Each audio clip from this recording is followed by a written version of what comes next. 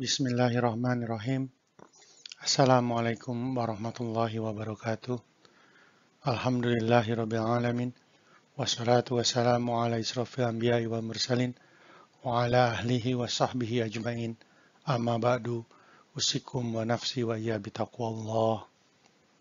Kita kali ini adalah terkait dengan yang kita rasakan semua ya. Gelisah di tengah melonjaknya wabah COVID. Apa yang saya sampaikan ini tentunya bukanlah sebuah panduan atau fatwa sebuah rangkaian ibadah ya. Yang maksudnya bukan sesuatu yang harusnya begini loh, bukan. Tapi saya hanya menceritakan upaya setiap saat berusaha untuk menghilangkan kegelisahan ini.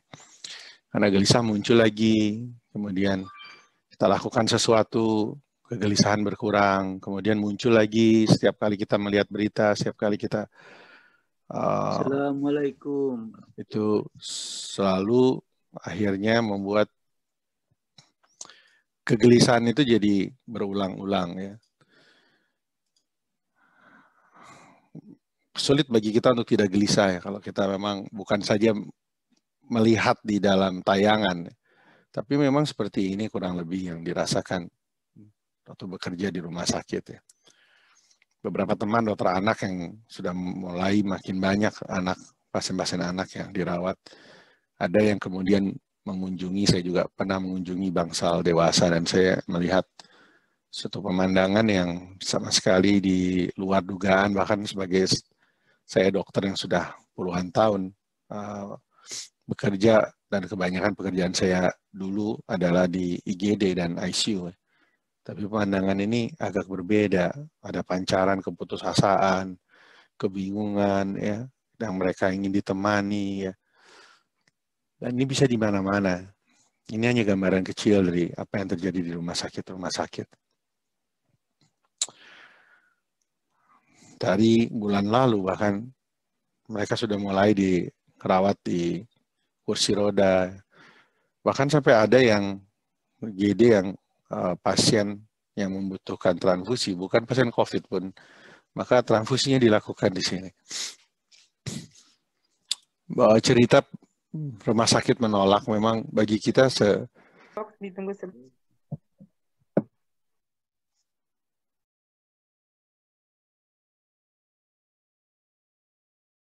baik, mohon maaf. Sekarang udah bisa terdengar ya. Kita akan lanjutkan. Sudah.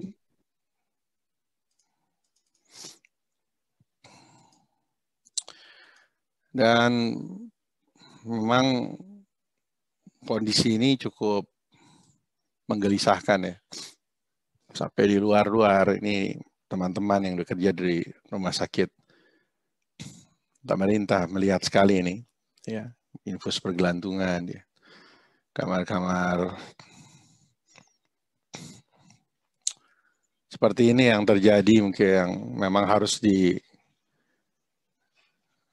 dipahami ya. Dan memang yang wafat pun banyak ya. Nah, ini kadang kita hanya bisa melihat untuk menyolatkan seperti ini. Itu hal yang sangat di luar dugaan ya. Menunjukkan ketidakberdayaan kita. Siapa yang pernah mengajarkan kita dulu bahwa saat menerima kematian akan seperti ini? Tidak ada yang mendampingi tentunya untuk membimbing kita mengucapkan la ilaha illallah. Jadi hati ini jadi gelisah ya. Khawatir tidak bisa dipungkiri. Dan akal membawa pada ketidakpastian. Posisi saya di rumah sakit walaupun dokter anak tapi memegang sebagai tim ahli untuk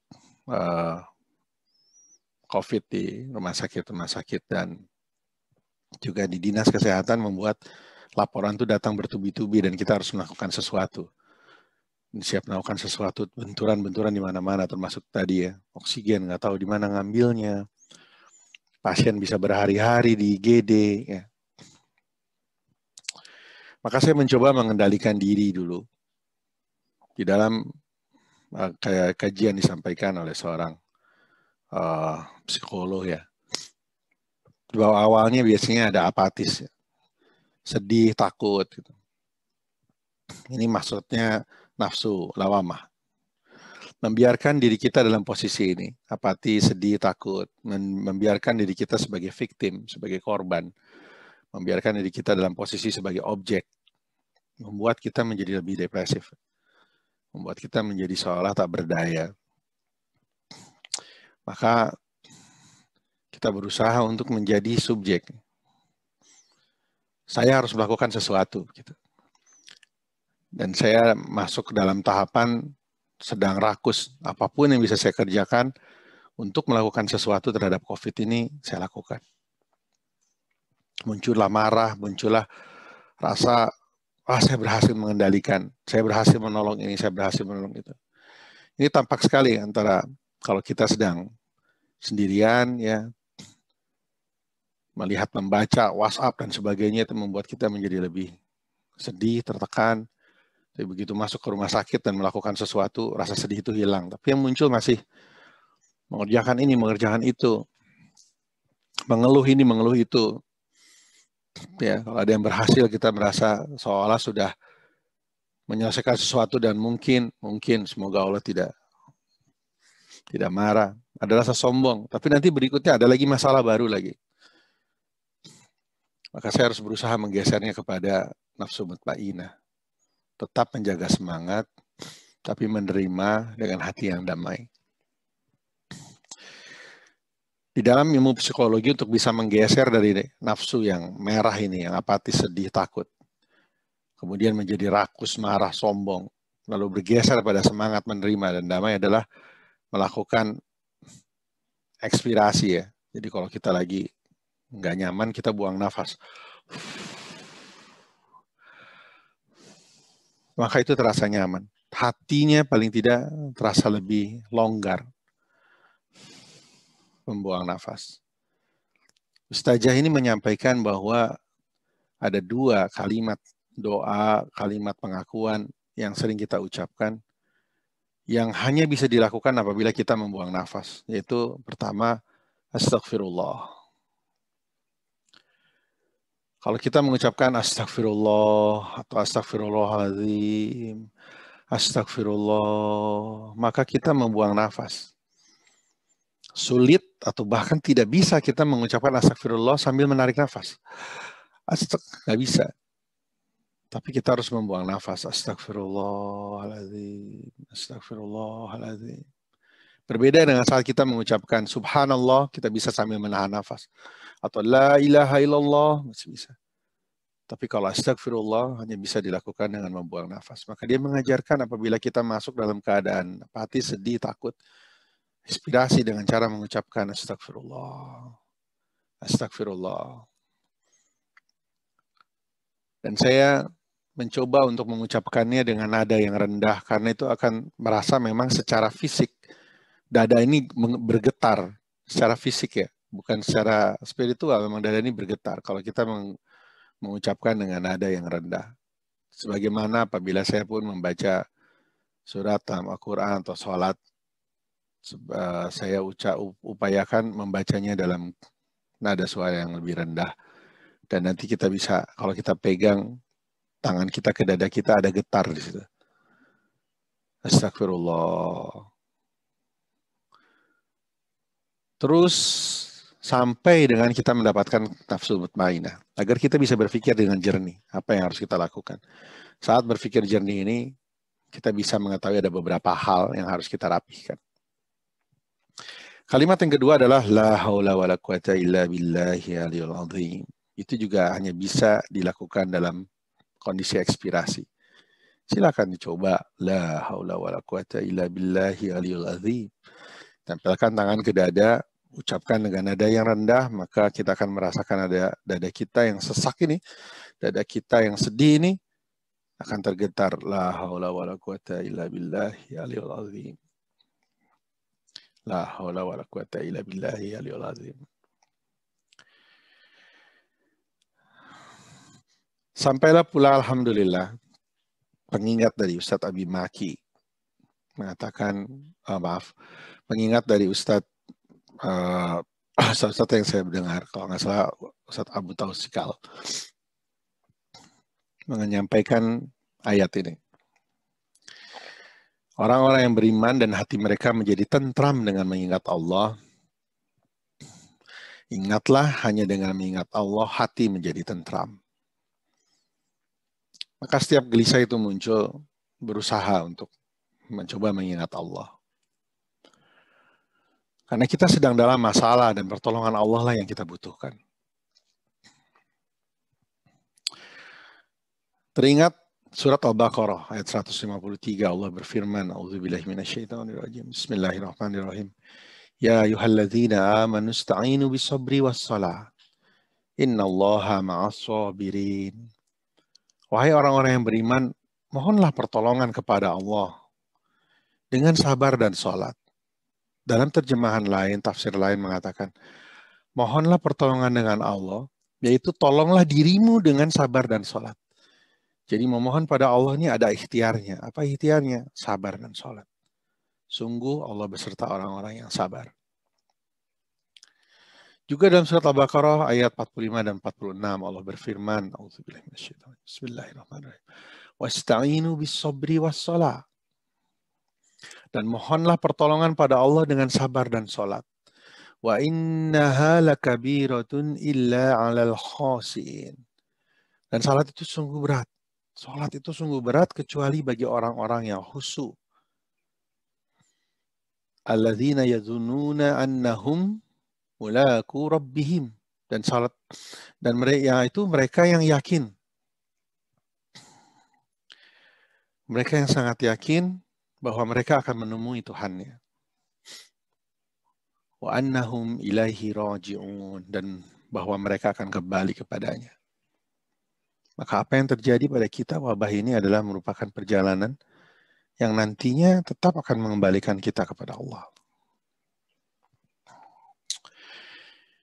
Kalau berfirman dalam surah Al-Baqarah tadi, wasta'inu bis-sabri was-shalah, maka kita sedang dalam masalah, wasta'inu, mohon pertolongan Allah, dengan kesabaran dan dengan sholat yang khusyuk. Jadi syarat agar kita bisa melakukan sholat seperti yang Allah perintahkan adalah dengan khusyuk. Maka dengan ini insya Allah pertolongan Allah akan datang. Sabar dan sholat yang khusyuk. Maka berusaha untuk memohon pertolongan Allah dengan sholat. Karena sholat akan dilakukan setidaknya sehari 5 kali. Insya Allah izinkan juga kita untuk memenuhi sholat-sholat sunnahnya. Dan dari satu waktu ke waktu berikutnya, kalau sholat ini bisa mendatangkan ketentraman dalam hati, kemudian jalan keluar dalam menit demi menit di tengah wabah ini, maka ini adalah sebuah karunia yang besar. Allah sediakan fasilitasnya. Maka berusaha untuk memohon pertolongan dengan sholat. Masalahnya, Ibnu Qayyim rahimahullah menyampaikan dalam kitabnya Al-Wabil Asy-Syahib menuliskan tentang 5 tingkatan manusia dilihat dari kualitas sholatnya. Dimulai dari tingkatan yang paling rendah hingga tingkatan paling sempurna. Di sini kita setiap kali sholat harus langsung mengevaluasi diri, ini posisi kita sedang ada di mana. Karena yang kita butuhkan adalah sholat yang diterima oleh Allah. Tingkat pertama yang terendah adalah apabila tidak memperhatikan kesempurnaan bagian lahiriah dalam sholat. Sehingga sisi lahiriahnya masih sangat kurang. Wudunya tidak sempurna, waktunya telat, pakaiannya tidak pantas, gerakannya sangat cepat. Sehingga tidak tumaninah ketika mengerjakan rukun-rukun sholat. Ibnu Qayyim menyebutkan bahwa martabat tingkatan al-mufrid, orang yang meremehkan. Dan orang yang meremehkan dalam sholat ini dihukum nantinya karena termasuk bagian dari dosa. Jadi ada orang yang sholat tapi sholatnya membawa dosa. Karena dia meremehkan sholatnya.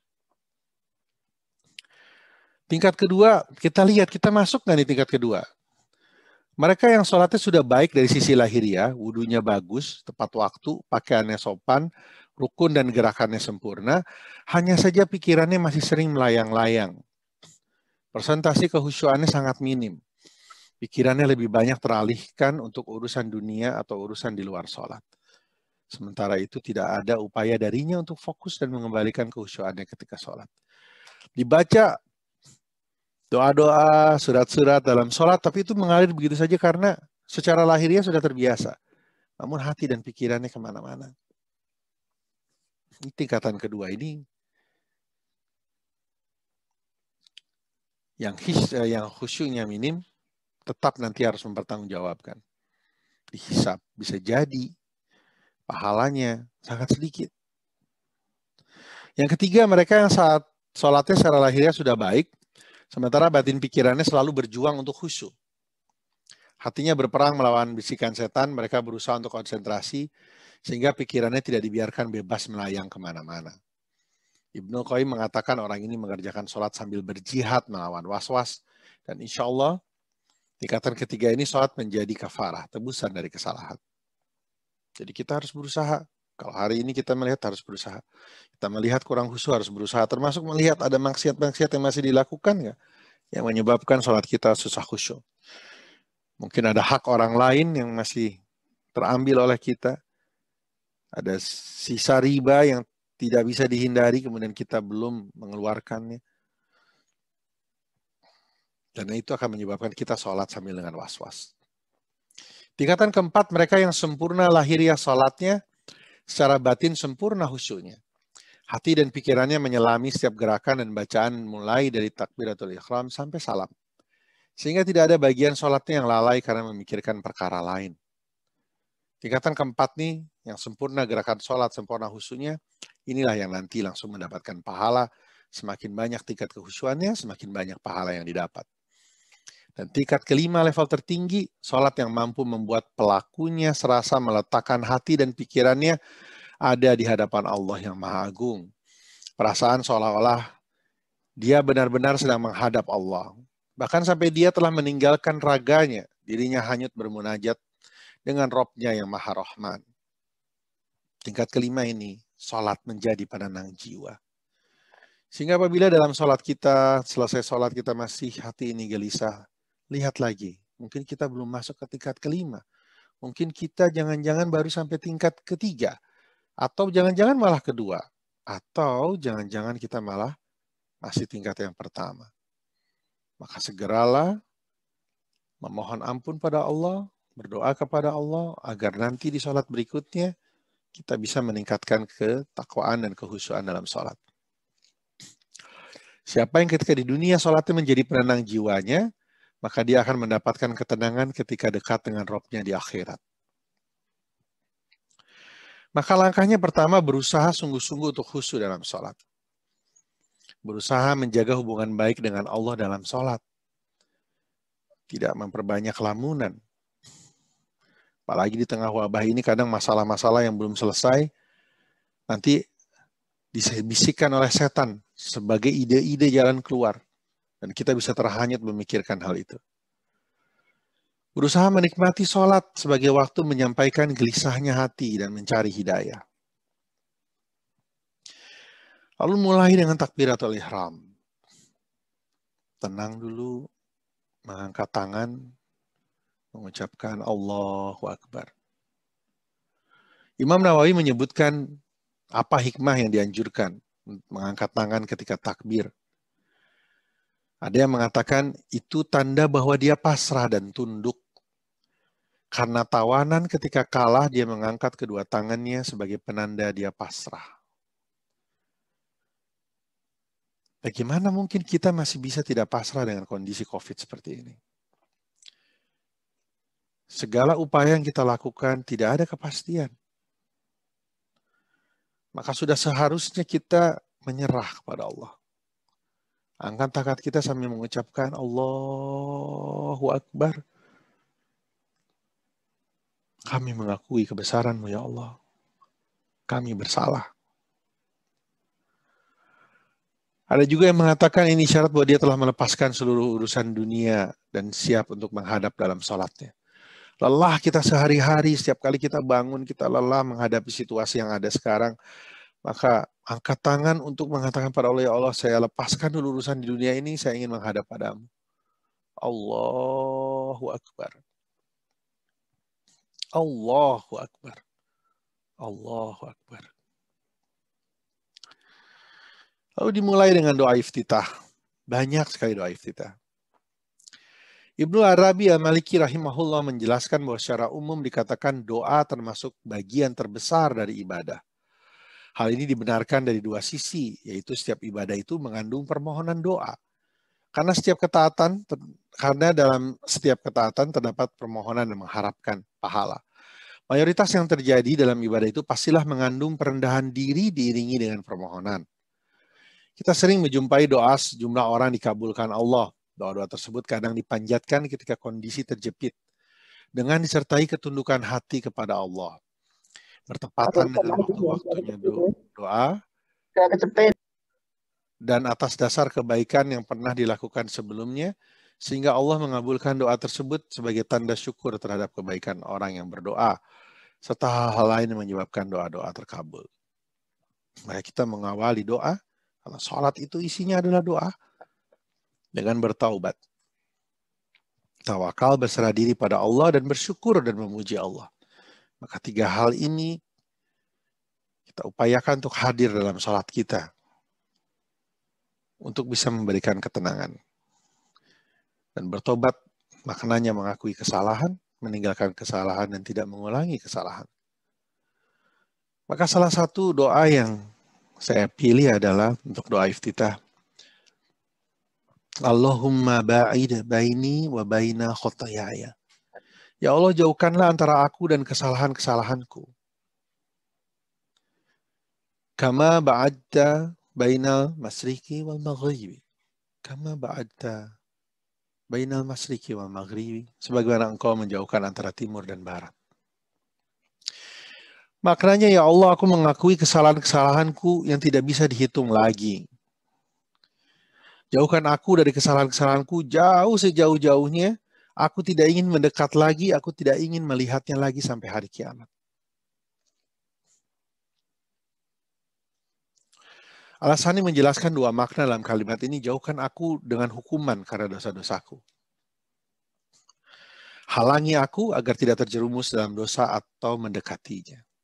Asani mengatakan maksudnya jauhkan antara diriku dengan balasan akan dosaku.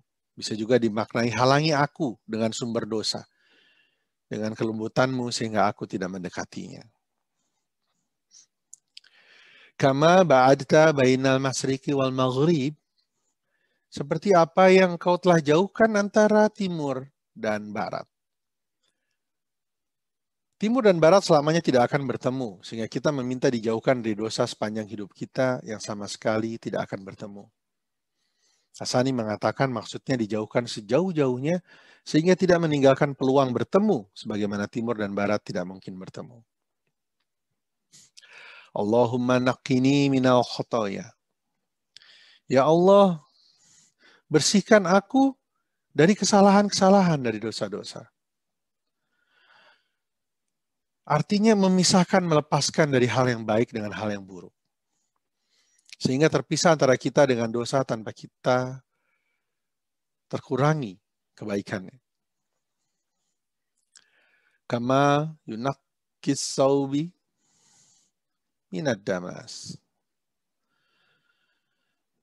Seperti apa yang telah dilakukan membersihkannya kain putih dari kotoran. Baik sekarang, ataupun nanti, ataupun selalu. Yang disebutkan pakaian putih karena noda di pakaian putih sangat tampak sehingga lebih jelas ketika dibersihkan. Allahumma ksil khotoyaya bil ma'i wassalji wal barod. Ya Allah, cucilah permohonan pada Allah kesalahan-kesalahanku yang tidak bisa dihitung lagi, khotoyaya ini, dengan air, salju, dan embun. Dicuci dengan air salju dan air dingin karena dosa ibarat api yang dipadamkan dengan air dingin dan salju. Ibnu Hajar menuliskan Nabi SAW menjadikan dosa sebagaimana api karena dosa mengantarkan pada api neraka. Beliau menyebutkan cara memadamkan panasnya dengan dicuci agar lebih cepat padamnya, dan beliau lebihkan dengan menggunakan air yang paling dingin, yaitu salju. Sehingga selesai doa iftitah itu, insya Allah izinkan terkabul. Semoga Allah kabulkan, dosa kita diampuni, hati kita bersih, sehingga menjalankan sholat selanjutnya kita dalam keadaan hati yang bersih. Kita mulai dengan Al-Fatihah. Diucapkan Bismillahirrahmanirrahim. Dengan namamu ya Allah, aku memohon pertolongan. Bi bermakna memohon pertolongan. Sehingga waktu mengucapkan Bismillahirrahmanirrahim, ya Allah, dengan namamu aku memohon pertolongan, yaitu dengan seluruh sifatmu yang ada dalam nama-namamu. Yang namamu yang paling sering disebut dalam Al-Quran adalah Ar-Rahman, Ar-Rahim. Dan juga nama-nama Asmaul Husna yang lain yang merupakan bagian dari Ar-Rahman dan Ar-Rahim. Bismillah ya Allah, tolong kami, tolong hamba menghadapi masalah wabah ini. Bismillahirrahmanirrahim, ya Allah berikanlah barokah, karena tidak mungkin terjadi sebuah bencana ini tanpa ada rahmat darimu ya Allah. Begitu banyak orang yang sudah mendapatkan barokah justru dalam keadaan wabah ini. Dan berikanlah kami barokah, kebaikan yang tiada henti-hentinya saat menghadapi wabah ini. Bismillahirrahmanirrahim, ya Allah dekatkanlah aku denganmu, sehingga aku ada dalam pengawasanmu, sehingga aku tidak lalai dalam kehidupanku, sehingga aku mampu menolong orang, sehingga aku mampu mengerjakan sesuatu dengan cara yang benar, yang Engkau ridhoi. Ya Allah, dekatkanlah aku denganmu, agar kelekatan ini bisa melepaskan aku dari kelekatan pada makhlukmu. Tidaklah aku nanti menggantungkan segala sesuatu kepada makhlukmu, kepada selain Engkau, karena itu hanya akan membuat rasa sedih dan frustasi. Dekatkanlah aku denganmu ya Allah, agar aku terlepas dari kelekatan kepada makhlukmu. Alhamdulillahi Rabbil Alamin. Segala puji syukur hanya milik Allah. Segala puji syukur hanya untuk Allah. Maka bacaan ini mengingatkan pada saya untuk selalu memuji dan bersyukuri pada Allah, dan itu merupakan bagian ibadah. Dan ini adalah suatu ibadah yang hanya untuk Allah, dan ini adalah tauhid uluhiyah. Alhamdulillahi Rabbil Alamin. Kalimat ini terus-menerus kita bacakan dan membuat kita ingat bahwa Rabbil Alamin, Allah lah yang menciptakan, memelihara, mengatur, dan mendidik seluruh alam ini, termasuk apa yang terjadi sekarang. Mudah memang ini diucapkan, tetapi kemudian dalam prakteknya kegelisahan ini muncul lagi. Akal ini dipengaruhi lagi, was-was setan muncul lagi. Maka kita sering-sering mengucapkan Alhamdulillahirabbil alamin sambil mengingatkan bahwa ini semua Allah yang mengatur. Kalau meminta tolong, minta tolongnya sama Allah. Itu diulang-ulang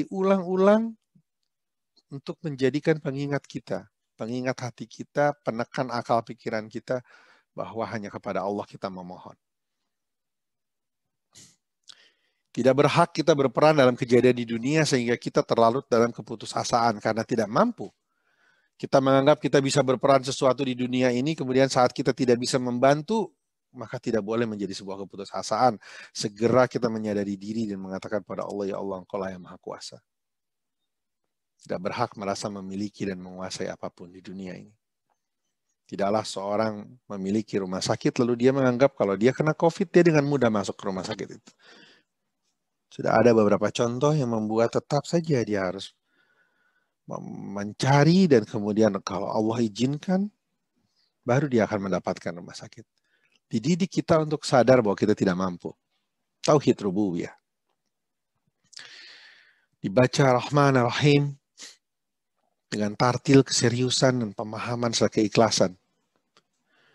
Disebutkan ayat ini setelah Alhamdulillahirabbil alamin untuk memberitahukan bahwa Allah Subhanahu wa taala mengurus alam semesta ini tidak dengan menyiksa dan memaksa, bahkan atas dasar kasih sayangnya. Rububiyah Allah dibangun atas rahmatnya yang luas yang tercurahkan kepada makhluknya. Karena ketika Allah Ta'ala berfirman Rabbil Alamin, Alhamdulillahi Rabbil Alamin, seakan-akan ada yang bertanya jenis rububiyah yang mana? Apakah rububiyah yang bermakna azab atau yang siksa, ataukah rububiyah bermakna rahmat dan karunia? Allah Ta'ala menjawab Ar-Rahmanir Rahim, yang maha pengasih lagi maha penyayang. Dari tafsir As-Sadi Abdurrahman bin Nasir. Maka kita harus sadar bahwa apa yang terjadi saat ini ada dalam koridor, ada dalam rahmatnya Allah. Tidak untuk zalim kepada kita. Allah memberi kesempatan rahmat bagi kita untuk memperbaiki banyak kesalahan. Dan itu akan kemudian tertutup lagi oleh kesibukan dan ketakutan oleh was-was setan. Lalu kita ulang lagi, kita baca Al-Fatihah lagi, kita katakan Alhamdulillahirabbil alamin, Ar-Rahmanir Rahim. Untuk selalu menjaga prasangka yang baik kepada Allah dan penuh harap pada Allah. Maliki yaumiddin. Allah penguasa atau pemilik hari pembalasan. Di saat hari pembalasan ini nanti, itulah yang paling panjang. Bagaimana saya menempatkan ayat ini untuk menenangkan jiwa dari kegelisahan menghadapi wabah ini. Karena nanti di hari itu, apa yang kita kerjakan akan dapat balasan. Maka alhamdulillah mendengar kajian YouTube Ustadz Umar Mita, nasihat para tenaga untuk para tenaga medis yang berjuang melawan COVID.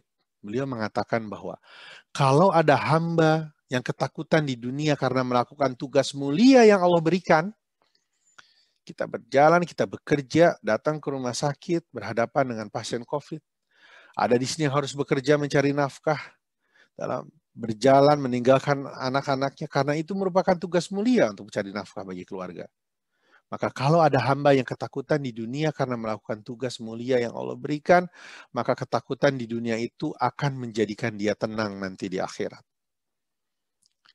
Beliau mengatakan rasa tertakut dan khawatir yang kita hadapi ini semoga menjadi petanda bahwa nanti di akhirat kita lebih tenang. Tidaklah ketakutan dan kekhawatiran terjadi pada manusia, melainkan Allah kemudian menggugurkan dosanya satu persatu. Maka jadikanlah kekhawatiran kita ini sebagai dalam bentuk rangkaian ibadah. Tentramkan dengan mengingat Allah. Dan saya harus sadari tidak mudah untuk beribadah. Berulang diucapkan untuk bisa menemukan jalan keluar, tingkatkan ketakwaan. Itu harus diulang-ulang, tapi tidak mudah untuk beribadah. Maka ucapkan dengan sungguh-sungguh, Iyyaka na'budu wa iyyaka nasta'in. Iyyaka na'budu. Hanya pada Engkaulah kami menyembah, wa iyyaka nasta'in. Dan hanya kepada Engkaulah kami mohon pertolongan.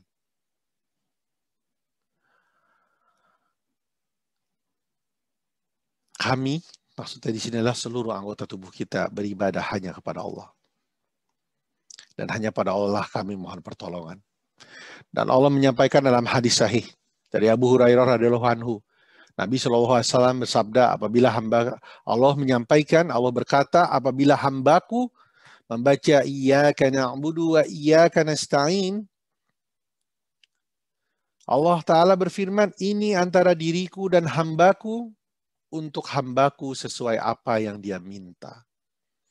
Biasakan untuk membaca berulang Al-Fatihah ini sebelum sholat, agar ketika sholat sudah masuk husunya, dan sudah tahu maknanya saat kita mengucapkan Iyyaka na'budu wa iyyaka nasta'in. Allah katakan untuk hambaku sesuai apa yang dia minta. Kemudian kita minta ihdinas siratal mustaqim. Ya Allah berikan kami hudan, hidayah. Hidayah agar kita jadi cerdas dan cerdik. Al-Irsyad. Al-Irsyad ini mohon pada Allah agar kita cerdas, tahu mana yang benar, tahu mana yang salah. Menghadapi COVID ini kita tahu mana yang benar, kita tahu mana yang salah, dan kita tahu solusinya. Ya Allah berikanlah hidayah at-taufik, agar mudah kita menjalankan hidayah ini, agar selaras antara keinginan diri dengan kehendak Allah. Ridho dan diridoi. Agar kita mampu ridho dengan apa yang Allah ridhoi. Tidak mudah saat Allah menetapkan sebuah keputusan, kemudian kita ridho dengan apa yang diputuskan oleh Allah. Maka mohonkan dalam ucapan ihdinas syiratal mustaqim.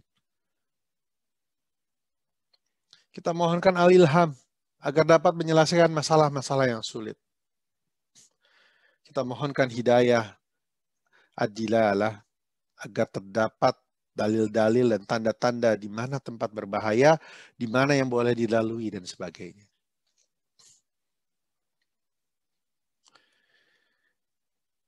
Ihdinas siratal mustaqim agar kita mampu melalui siratal mustaqim, yaitu jalan orang-orang yang telah Allah beri nikmat, yang taat pada Allah dan Rasul-Nya.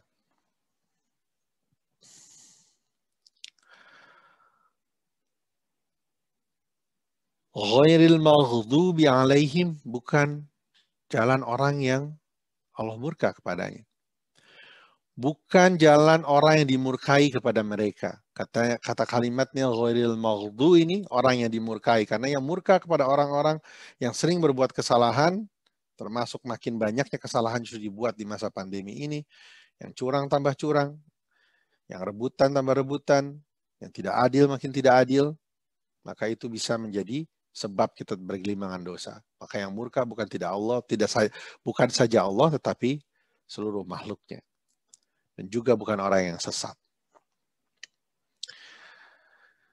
Allah Ta'ala menyampaikan melalui hadis Rasulullah SAW, apabila hambaku membaca ihdinas siratal mustaqim sampai akhir surat, Allah berfirman, ini milik hambaku. Maka bersungguh-sungguhlah waktu mengucapkan ihdinas siratal mustaqim, siratal ladzina an'amta alaihim, ghairil maghdubi alaihim, waladdallin. Amin. Amin tidak sebatas bermakna ya Allah kabulkanlah permohonanku. Tapi amin memiliki makna dikabulkannya doa setelah ikhtiar yang sesuai dengan syariat Islam. Maka pastikan ikhtiar kita selanjutnya dalam menghadapi COVID ini adalah sesuai dengan syariat Islam. Tidak bertentangan. Tidak sikut sana sini. Tidak beribadah dengan cara yang benar. Jangan sampai tidak peduli pada orang sekitar yang justru mungkin lebih sulit dari kita dalam kehidupan. Iyyaka na'budu wa iyyaka nasta'in. Ikhtiar yang sebenar-benarnya. Kemudian surah. Bagaimana dengan surat-surat yang dibacakan? Apa yang disampaikan ini bukan sebuah fatwa bahwa surat ini harus dibacakan selama wabah. Tapi ini adalah surat yang saya pilih untuk mengingatkan diri saya. Bukan menjadikannya sebuah mantra, diulang-ulang. Tapi dengan membaca ini berulang, saya diingatkan terus dengan surat-surat ini. Bapak Ibu yang mengharapkan ampunan dari Allah. Bekerja di sebuah fasilitas yang memang kita harus berhadapan dengan pasien COVID dan kita tidak bisa menghindarinya. Ada tugas, kewajiban dari segala nikmat yang telah Allah berikan sebagai seorang dokter, perawat, tenaga medis, tenaga penunjang, karyawan-karyawan di rumah sakit, praktisi, dan para ibu bapak yang harus bekerja memang untuk membantu orang lain. Pemandangan seperti ini sering kita lihat.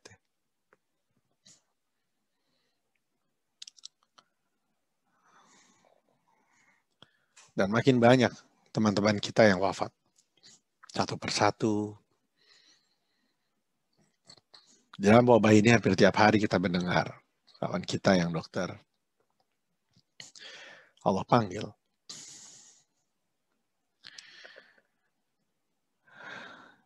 Ini berita 2 minggu yang lalu. Sekarang jumlahnya sudah lebih banyak. Dokter, perawat, meninggal. Bukan hanya kita saja Bapak Ibu. Nasib yang tidak baik juga dialami oleh petugas yang lain di lapangan. Yang mencoba membantu.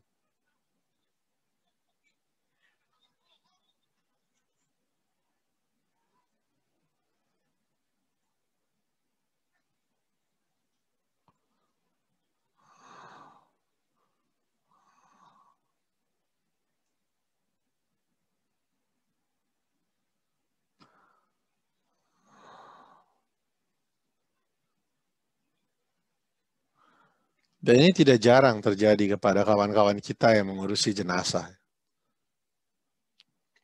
Bagaimana mungkin hal ini tidak membuat hati kita jadi was-was, dia khawatir, takut saat harus bekerja. Karena saat ini kita bekerja di antara ancaman bahaya.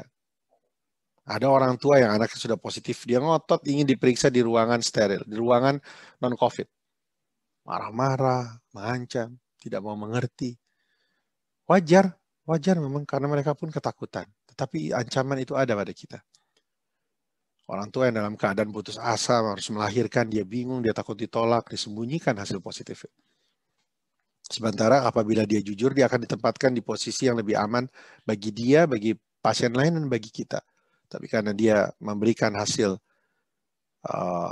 antigen yang negatif, sementara PCR positifnya disembunyikan, maka orang yang menolong saat itu tidak melakukan APD, tidak mengerjakan dengan APD yang sesuai. Karena tahunya negatif. Ini ancaman. Maka yang saya pilih adalah membaca dan melafazkan kalimat yang sudah Allah sampaikan pada kita dalam firman-Nya dalam surat Al-Quraish. Quran ayat 106. A'udzubillahi minasyaitonirrajim. Bismillahirrahmanirrahim. Li'ilafi Quraish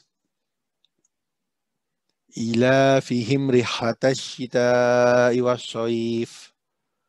Karena kebiasaan orang-orang Quraisy itu kebiasaan mereka berpergian pada musim dingin dan musim panas. Orang Quraisy di sini dimasukkan sebelum Rasulullah lahir.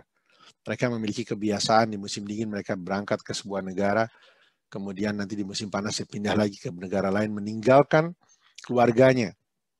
Mereka pun ketakutan. Entah bagaimana nasib keluarga yang ditinggalkan. Mereka jalan bisa berbulan-bulan. Dalam perjalanan mereka pun ketakutan. Bahaya alam, bahaya perampokan. Mereka pun bekerja dalam ketakutan.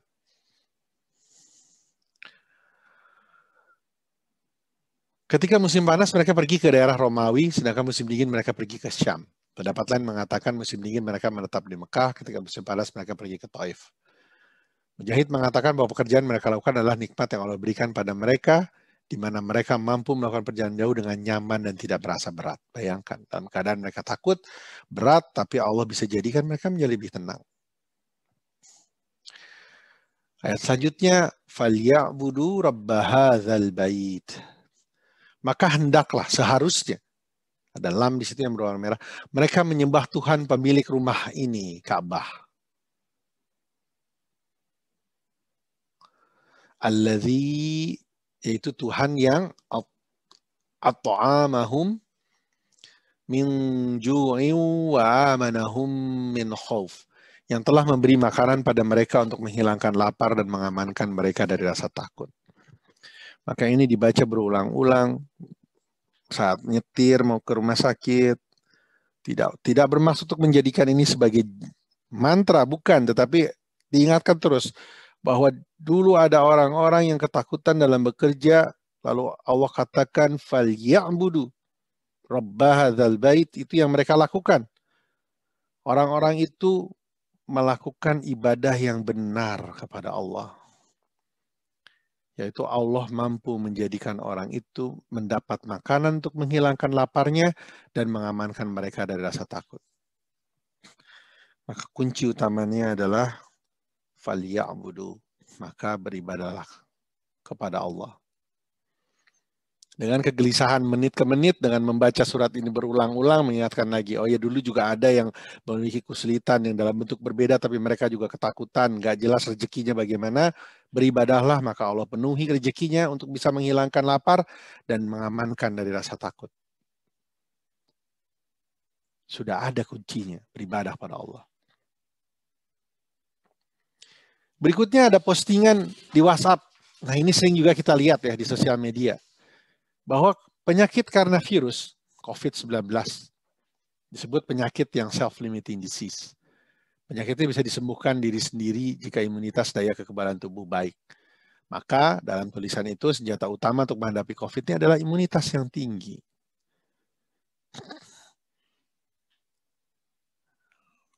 Apakah ini memang tepat mengatakan senjata utamanya? Karena kita melihat dengan jelas ya, orang-orang yang imunitasnya tinggi pun ada yang mengalami yang berat dan terkena. Karena dalam prinsip infeksi itu morbiditas dan mortalitas itu dipengaruhi oleh host tubuhnya, tubuh kita, agent, dalam hal ini virus SARS-CoV penyebab COVID-19, dan environment, lingkungannya. Dan harus ada keseimbangan antara host, agent, dan environment ini. Dalam keadaan di mana agentnya kuat seperti sekarang, maka pasien tetap akan sakit. Walaupun tubuh dibuat sehat, tapi kalau agentnya kuat, mudah menyerang, dan menyerang bisa escape dari sistem imun, maka tetap orang itu terkena. Sementara kemampuan kita untuk bisa menjaga tubuh kita, untuk sehat tetap sehat, atau kita punya komorbid cepat dikendalikan, itu juga tidak mudah. Tidak bisa dikendalikan. Kita bisa berusaha, tapi tidak bisa. Ada keterbatasan dalam usaha itu. Misalnya imunisasi. Imunisasi sudah kita lakukan sebagai bagian dari kita untuk membuat tubuh kita menjadi lebih kuat. Tapi ternyata ada keterbatasan kan. Kita lihat masih banyak orang yang sudah diimunisasi tapi terkena, alhamdulillah kebanyakan ringan, tapi ada juga yang berat. Ada keterbatasan. Apalagi terhadap kumannya. Mencegahnya saja susah mereka bermutasi. Mengobatinya pun sampai sekarang belum ada antivirus khusus yang bisa mengobati kuman ini. Ada keterbatasan kita dalam mengendalikan kuman. Begitu juga lingkungan. Bagaimana mungkin kita bisa memastikan lingkungan yang ada sekitar kita aman? Sekarang virusnya bisa menular dengan lebih cepat, dengan lebih efektif. Maka lingkungan yang sedikit saja tidak kondusif, kita harus belanja supermarket. Kemudian ternyata berpapasan dengan kita orang yang tidak menggunakan masker. Atau bahkan petugasnya sendiri ngobrol tanpa masker. Kuman yang sekarang saat dia berbicara, dia cukup lama mengambang di udara, sehingga kalau kita lewat saja, kuman itu sudah nempel di badan kita. Susah. Semua upaya kita dalam mengendalikan lingkungan pun ada keterbatasannya. Selalu ada keterbatasan manusia dalam mengendalikan tubuh sendiri, agent, maupun environment. Tidaklah kita misalnya sudah menjadi seorang dokter yang cukup dipandang di rumah sakit itu, punya banyak teman, lalu tidak ada jaminan untuk bisa masuk ke rumah sakit. Karena ada keterbatasan. Allah ciptakan wabahnya sedemikian besar sehingga untuk masuk aja susah. Nggak gampang. Ada orang yang sangat kaya, tetapi di masa pas kebetulan dia sakit, dia butuh rumah sakit, di mana-mana ruangan itu penuh, dan dia tidak bisa berbuat apa-apa. Sementara ada kawan saya di kompleks, begitu kita tahu dia mulai sesak, dicoba ditanya di rumah sakit, pas lagi ada yang baru pulang dari bednya, IGD-nya, kita mintakan untuk ada yang jemput ke sana, makan waktu lebih dari setengah jam, dan alhamdulillah itu bed itu masih kosong, belum ada pasien baru yang masuk. Sehingga waktu dia masuk, dia langsung masuk di bed itu, tidak berapa lama datang orang berturut-turut yang tidak kebagian lagi tempat duduk, artinya tidak kebagian oksigen. Oksigen tabungan terbatas. Qadarullah ternyata orang lain ada yang sampai 3 hari, seminggu di IGD. Ada yang sampai sembuhnya di IGD. Ada yang habis SC masuknya hanya bisa di IGD. Tapi alhamdulillah Bapak ini Allah izinkan tidak sampai 1 hari, hanya beberapa jam. Kebetulan ada yang pulang di ruang isolasi. Banyak yang pulang sehingga dia dan beberapa orang bisa masuk. Maka yang mengendalikan ini semua adalah bukan kita. Kalimat untungnya pas lagi perlu, pas ada, itu menjadi kunci yang utama. Maka semua yang ada ini, yang kita anggap bisa memelihara kita, bisa kita atur, bisa kita wujudkan sesuatu, ini punya keterbatasan. Hanya satu yang tidak memiliki keterbatasan dari waktu, kemampuan, dan keinginan, yaitu Allah. Maka ucapkanlah qul huwallahu ahad. Mengingatkan kita bahwa Allah lah satu-satunya yang kalau Allah nyatakan sesuatu pasti terjadi. Tidak ada keterbatasan bagi Allah. Maka kita ingatkan bahwa kita tidak boleh tergantung. Kita boleh berikhtiar, tapi kita jangan mengantungkan diri kita kepada diri kita sendiri atau orang lain. Karena Allahus Samad. Hanya Allah lah tempat manusia bergantung. Dan hubungan kita sama Allah tidak perlu perantara. Bahkan Allah tidak beranak dan tidak pula diperanakan. Langsung kita bisa memohon kepada Allah. Ini kita tidak perlu lagi bergeser mencari yang lain. Karena tidak ada sesuatu yang setara dengannya. Walam yakul lahu kufuwan ahad. Maka bacalah qul huwallahu ahad, Allahus samad, lam yalid walam yulad, walam yakul lahu kufuwan ahad. Agar kita mengutamakan memohon kepada Allah sambil berikhtiar.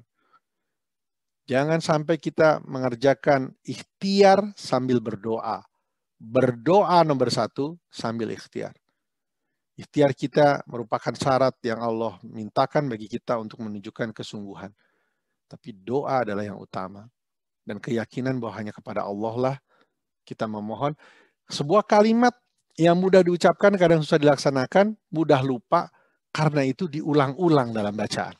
Dalam sholat, saya coba ulang-ulang. Setelah sholat, dalam zikir, di mobil, saya ucapkan qul huwallahu ahad. Allahu Akbar, begitu lihat, aduh ini kok teman mau masuk rumah sakit aja susah banget. Gimana kalau nanti kita mengalami juga, mau masukin pasien susah, mau masukin diri kita susah. Kita bilang, qul huwallahu ahad, Allahus samad. Semua Allah yang sudah atur. Pada saatnya di mana kita mengalami kesulitan pun, itu pasti ada rahmat dari Allah. Ar-Rahman Ar-Rahim. Maka insya Allah itu bisa membuat kita lebih tenang. Lebih berserah diri. Lalu saya pun membaca beberapa kali doa-doa permohonan. Surat Al-Falaq. Satu perlindungan. Qul a'udzu birabbil falaq. Aku berlindung dengan Allah penguasa subuh. Maknanya adalah Allah menguasai subuh, yaitu perpindahan dari kegelapan menuju yang terang. Maka saya berusaha untuk selalu meyakinkan diri dengan membaca Qul a'udzu birabbil falaq ini, bahwa kalau mohon pada Allah, karena Allah bisa merubah dari yang gelap menjadi terang dengan mudah. Maka Allah pasti bisa untuk merubah kegelapan yang ada pada kondisi kita sekarang menjadi sebuah kondisi yang lebih terang pada waktunya.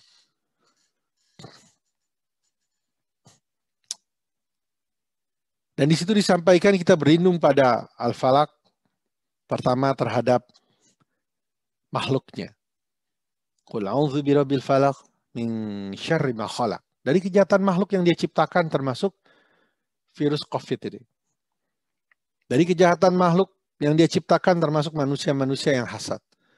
Manusia-manusia yang mungkin menghalang-halangi kita, atau yang mengambil sesuatu berlebihan, menaikkan harga-harga obat. Banyak sekali yang membuat kita menjadi lebih sulit, tapi kita mohon pada Allah, ya Allah, aku berlindung padamu dari kejahatan makhluk yang dia ciptakan. Salah satu sebab dari meruginya kita dalam wabah ini adalah kelalaian dalam ibadah, termasuk ketidakhusuan dalam sholat karena was-was, karena bisikan-bisikan setan.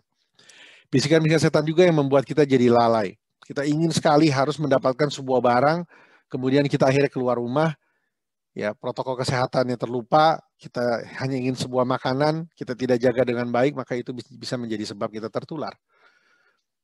Semuanya harus dikendalikan.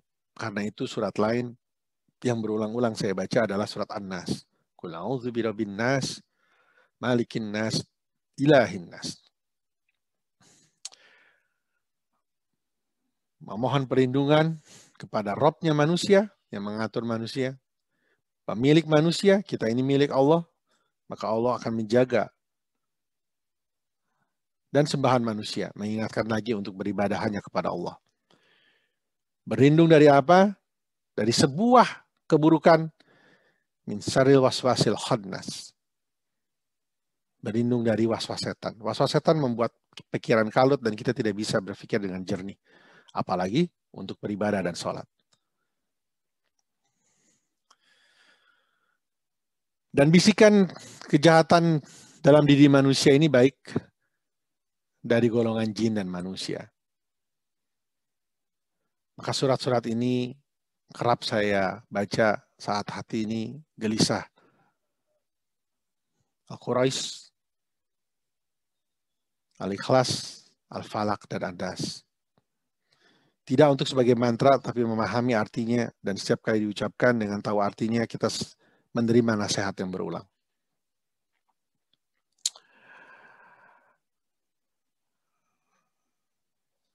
Kemudian, ruku pun kita lakukan dengan kesempurnaan.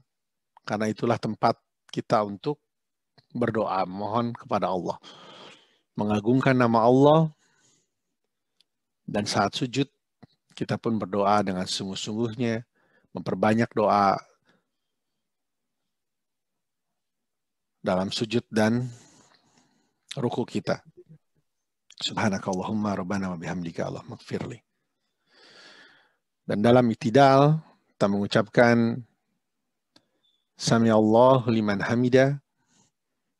Allah mengijabahi, mengabulkan apa yang diminta oleh orang-orang yang hamidah kepadanya. Allah mengabulkan orang yang memuji syukur kepadanya. Memuji tulus, tidak basa-basi. Pujian yang telah kita perhatikan dengan cermat, menikmati, memahami, bertafakur. Semua apa yang Allah ciptakan di dunia dan apa yang Allah persiapkan di akhirat. Tidak sekedar memuji. Bersyukur dengan memang kita ungkapkan nikmat yang diberikan ini. Kita ungkapkan rasa syukur dengan mewujudkan, dengan memperlakukan nikmat tersebut sesuai dengan keinginan pencipta alam. Saat mengucapkan Sami Allahu liman hamidah, maka itu juga teguran bagi kita. Kalau memuji, puji yang betul. Perhatikan semua kenikmatan Allah sehingga kita tidak merasa bahwa hidup kita saat ini hanya susahnya saja. Setiap menit kita mendapatkan kesehatan adalah hal yang harus kita syukuri. Karena itu kita bersyukur dengan mengucapkan Sami Allahu liman hamidah, mengingatkan kita untuk pandai-pandai bersyukur dan pandai-pandai memuji dengan kesungguhan. Sujud, berdoa di antara dua sujud, mengucapkan permohonan ampun dan perlindungan pada diri kita, kemudian menutup dengan tasyahud dan mengucapkan permohonan keselamatan bagi kita dan orang-orang yang soleh. Semoga sholat ini kemudian bisa kita jadikan tempat untuk kembali mengingat Allah dan menenangkan jiwa kita, karena yang kita hadapi sekarang adalah kehidupan yang maraton. Kalau kita tidak sering-sering menenangkan diri kita, maka kita akan mengalami banyak kerugian, termasuk lalai dalam ibadah. Demikian yang bisa saya sampaikan, semoga bermanfaat. Assalamualaikum warahmatullahi wabarakatuh.